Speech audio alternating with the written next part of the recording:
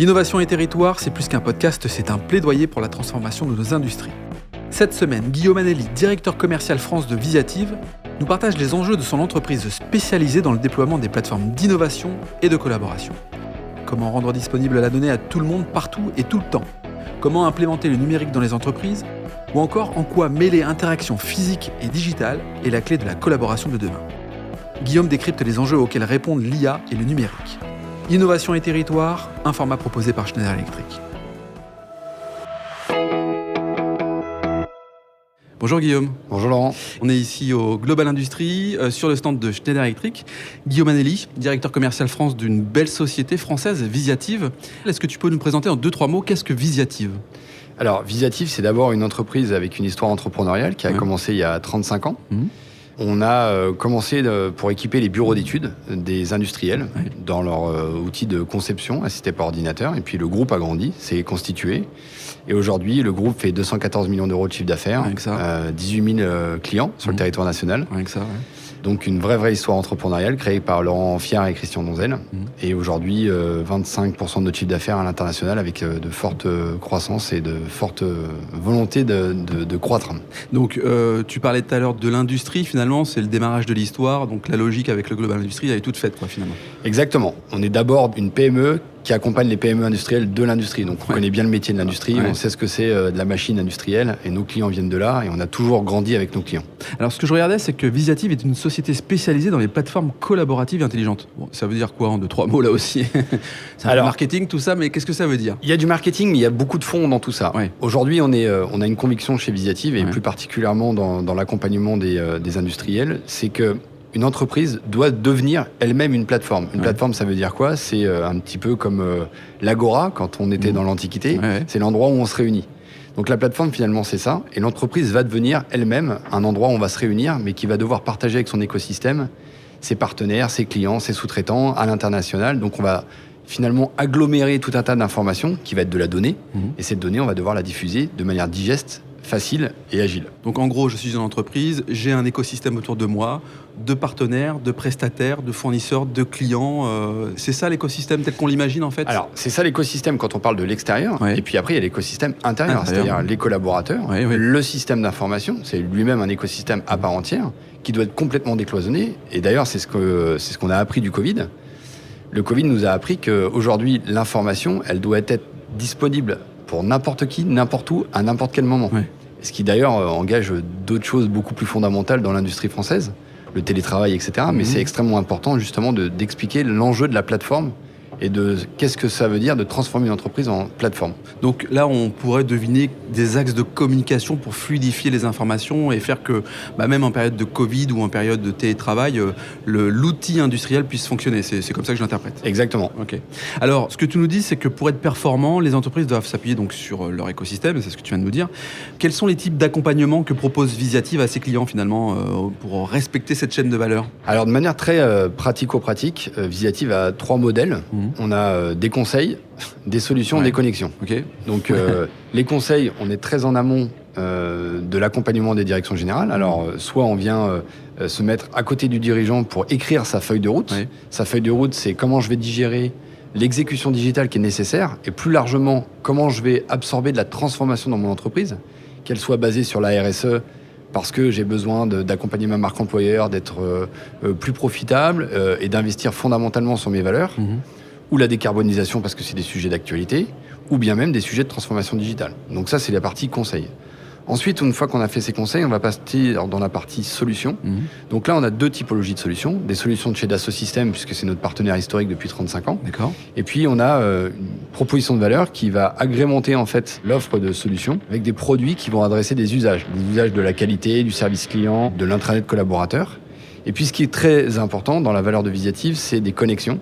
On est persuadé qu'on partage en progressant et c'est le partage qui nous fait progresser. Donc on a aggloméré en fait des communautés de clients qui permettent de faire des retours d'expérience et surtout d'apprendre entre pairs comment on peut évoluer. Donc on a des communautés de clients au niveau du SAV, des communautés de clients évidemment de dirigeants et d'utilisateurs de conception.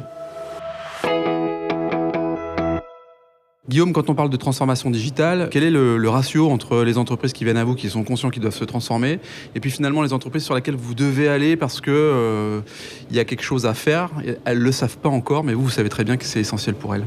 Alors, si tu veux, Laurent, mon analyse est pratico-pratique. Il y a 5 ans, on a beaucoup investi pour éveiller les consciences, travailler avec les dirigeants pour leur donner la nécessité d'investir dans le numérique, ouais. Et que le numérique n'était pas à côté de leur stratégie, mais dans la stratégie. Oui. Il s'est passé le Covid, tout a été bouleversé, ça s'est accéléré, ça s'est accentué. Et là, pour le coup, les dirigeants se sont retrouvés tout seuls face à un mot qu'on appelle transformation numérique, et ils se sont dit « waouh ».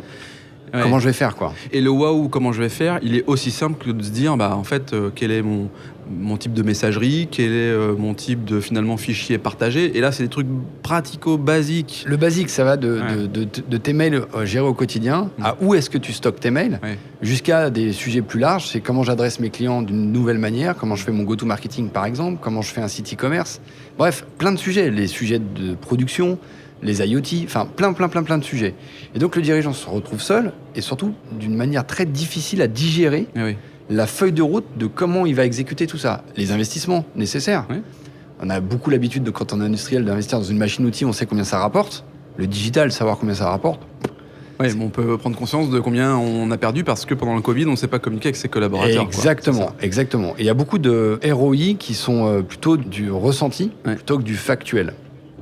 Donc, je pense qu'il est important, et nous on le voit au quotidien, d'aller vers les dirigeants, leur expliquer que c'est une méthodologie, le numérique, c'est déjà une conviction, une méthodologie, et ensuite c'est une exécution.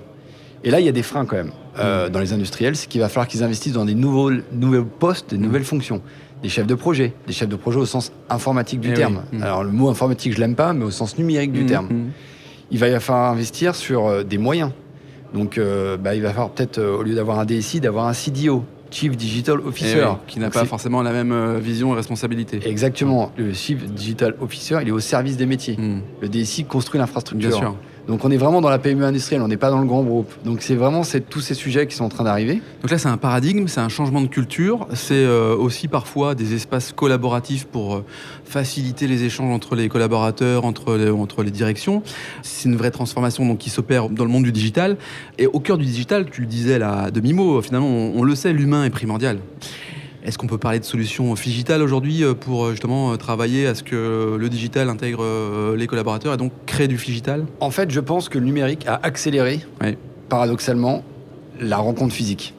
Le digital n'est que l'accélération de la rencontre physique. Le physique, il restera toujours important. Mais je vais revenir sur un point, Laurent, qui est extrêmement important dans l'analyse. Nous, on fait 4 constats de fond.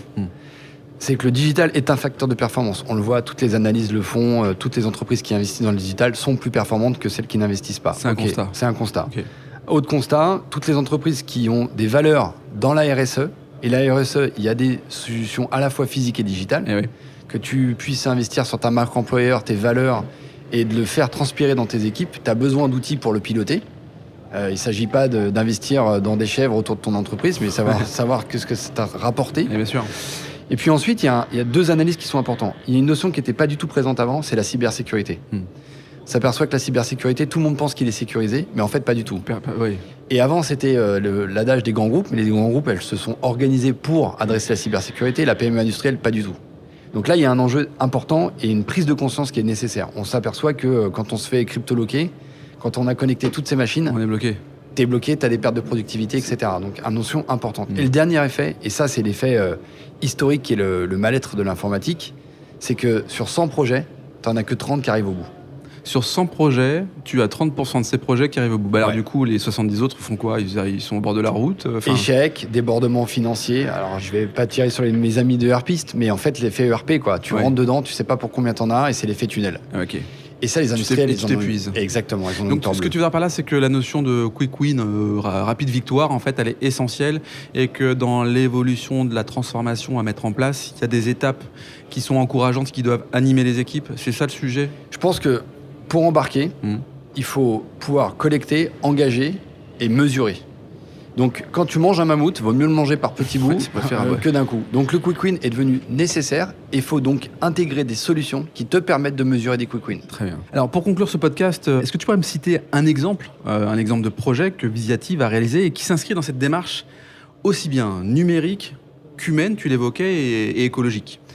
Alors, je vais donner un exemple d'une société qui est fantastique parce qu'en plus, elle a des valeurs de société à mission. Donc, c'est une forme nouvelle spécifique. C'est le créateur, c'est Thomas Meyer, la société Socaps, avec qui on travaille. On s'est rencontrés la première fois il y a, juste avant le Covid, il y a maintenant 4 ans en arrière. Et Thomas est venu me voir, il me dit, moi j'ai besoin d'éveiller les consciences de mon comité de direction sur la nécessité du digital. Et il s'avère que Thomas a une entreprise de service, donc il aide les entreprises industrielles à mettre des techniciens à leur disposition n'importe où dans le monde. Très bien. Et donc on a éveillé son codir. Donc on a créé ce que nous on a appelé des transformers. Donc des personnes qui vont porter la transformation dans son entreprise. Des ambassadeurs. Exactement, des ambassadeurs. Et ensuite on a fait un diagnostic avec Thomas et on l'a aidé justement à mettre des mots sur des sujets de processus de manque de rentabilité et comment on pouvait optimiser toute sa communauté. Il a 600 collaborateurs à travers le monde. Donc comment on leur adresse un message unique et qu'on leur simplifie la vie à ces gens-là. Et ensuite, on a fait une feuille de route et on a exécuté ces feuilles de route. Donc on voit bien qu'on a fait beaucoup d'éveil, beaucoup d'ateliers pratico-pratiques et après on a mis en place des solutions et surtout on les a mesurées. Aujourd'hui, on a fédéré tout un écosystème autour de Socaps et il retrouve de la valeur dans l'exécution de tout ça. Et Thomas en plus a des valeurs et c'est ça qui est extrêmement intéressant dans le modèle Socaps. Il a une société à mission, donc il investit beaucoup dans les valeurs de l'entreprise et c'est lui qui en parlera le mieux, mais c'est un très bon exemple. Bon, ce que je vois en fait, c'est que c'est extrêmement concret, c'est que des choses qui sont finalement simples, mais qui sont pour des entreprises finalement pas si simples à mettre en œuvre parce qu'il faut mobiliser les équipes, sensibiliser tout le monde, apporter un degré d'acculturation clé, quoi. Donner du sens. Donner du sens. Donner du sens. Écoute, merci Guillaume, merci d'avoir participé au podcast Industrie du futur, un format proposé par Schneider Electric. Merci Laurent. Si cet épisode vous donne envie d'aller plus loin, c'est l'occasion d'en parler à Antoine Chart, directeur national des ventes. Bonjour Antoine. Bonjour Laurent. Antoine, peux-tu nous dire comment passer de l'idée aux actes lorsque l'on veut se transformer ? Laurent, c'est très simple. Les sujets de transformation digitale, de décarbonation et d'électrification sont au cœur de la stratégie Schneider Electric. Et comme on a pu l'entendre dans ce podcast, l'ambition de Schneider Electric est d'accompagner les entreprises du territoire sur ces enjeux de transformation. Pour entrer en contact avec nous, rien de plus simple, le site internet www.se.com ou mon profil LinkedIn où je me ferai un plaisir de vous répondre. C'est très simple, merci Antoine. Merci Laurent.